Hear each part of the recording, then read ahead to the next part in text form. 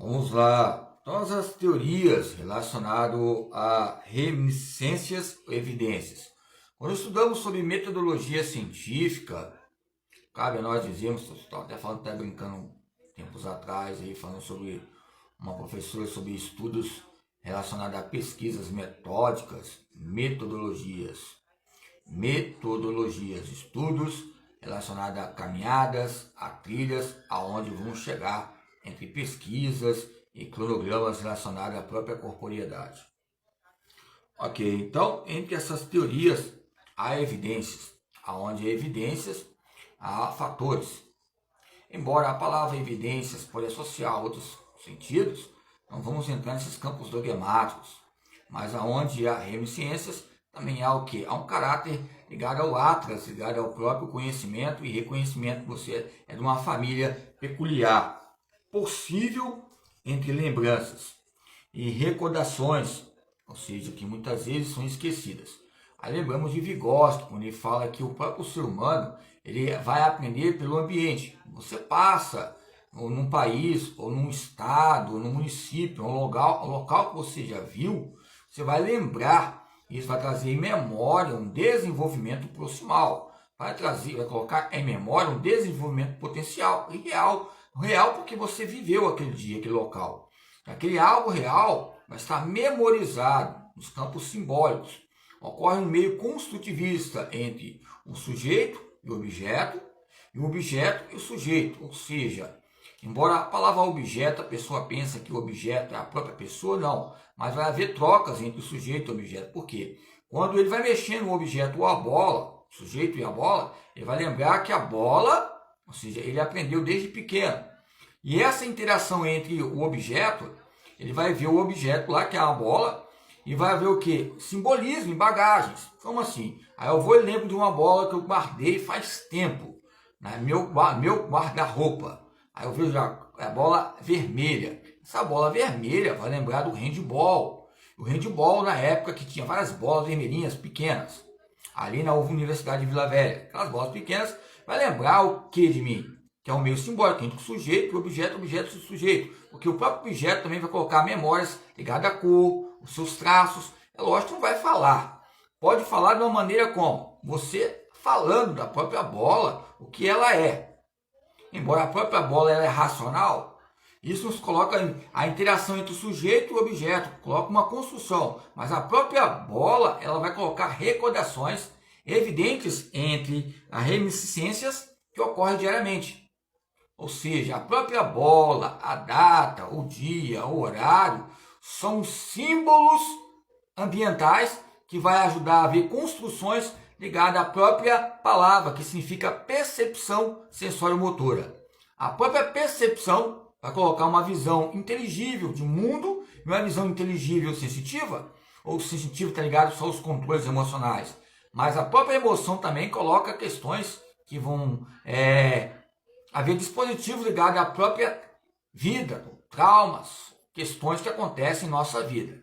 Nessa própria problemática relaciona o que? O esporte e as sequelas que ocorrem entre seletivas em duelos de titãs. Quem é o melhor, quem é o pior, quem vai vencer, quem não vai vencer. Como eu falei ontem, melhor ter triunfos e os campos que vão triunfar, colocar conquistas entre concepções ligadas à própria palavra, que é o esporte, ou que é poder, e o poder entre as suas essências e transcendências, ligado a reminiscências e evidências em nossa vida.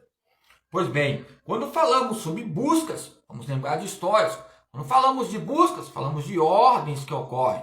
Quando falamos de buscas, falamos de pesquisas, onde uma pesquisa há uma ordem gradativa, gradual, em dados periódicos, para chegarmos a uma pesquisa. Quando falamos de filosofia, falamos de uma ciência que vai acampar várias jornadas históricas, entre esse vendaval que ocorre entre fatores primitivos, fatores cruciais e fatores primatas, e fatores que possam acatar ou desacatar alguém que busca outras teorias. Embora a melhor teoria é a teoria imperialista ou a teoria criacionista. Qual é a melhor teoria? A teoria como é que coloca as questões que podem ter posse, né? vou colocar uns termos de apartheid aqui, tempos atrás, questão de discurso, embora o discurso é uma virtude, depende de quem ouve, porque muitas vezes no país que você está, esse discurso vai ser alheio, você vai ser um tipo de um democrata, mas a democracia vai ser difícil de concretizar, mas não vou falar sobre essa questão. Agora, em busca da ordem, é o que? Diagnóstico. Em busca da ordem, são objetivos que nós vamos colocar e vivenciar cada dia, ligado à própria linguagem. Nessas questões entre algo injusto é um ser, e algo justo também é um ser, mas o ser que ele é o quê? O que ele deve ser nessas questões importantes? Embora, como eu falei sobre alguns filósofos aqui, a autodisciplina, a autoavaliação, concepções inovadoras entre governantes e governados. E esses governantes e governados há uma ordem. E a ordem há um progresso. E nesta ordem há morais.